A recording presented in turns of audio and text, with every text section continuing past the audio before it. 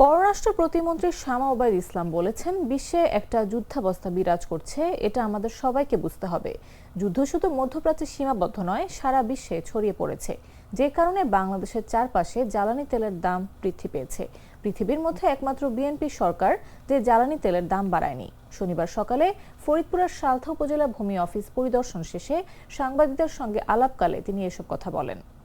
কৃষি কাজে ডিজেলটা সবচেয়ে বেশি, কারণ আমি কৃষি মন্ত্রী আমাদের সেদিনই গত পরশুদিনই ক্যাবিনেট মিটিং হয়েছে এবং এইটা আমরা প্রত্যেকটা মন্ত্রণালয় এবং বিশেষ করে কৃষি মন্ত্রণালয় সচেষ্ট আছে যে আমাদের কৃষি খাতে যেই তেলটা আমাদের বর্তমানে আমাদের যে তেল মজুদ আছে, যদি চোরাচালানি বন্ধ করা যায়, তেল মজুদ রেখে কিছু অসাধু ব্যবসায়ীরা তেল বিক্রি করছে, বিভিন্ন লোকজন তেল বিক্রি হচ্ছে। আমাদের সালতাতেই সেদিন ধরা পড়েছে, সালতা নরগন্ধা কোথায় জানি একজন তেল বিক্রি করতেছিল চোরাচালানি করে, তাকে ধরেছে। বিভিন্ন জায়গায় ধরা পড়ছে।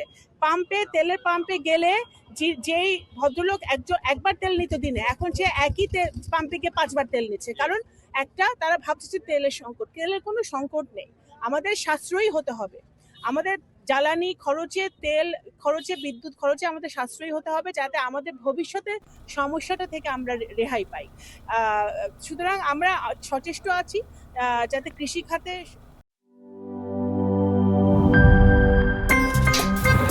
আমার একটা স্মার্ট সিদ্ধান্তে 25% গ্যাসের খরচ কমেছে। ভাবছেন কিভাবে?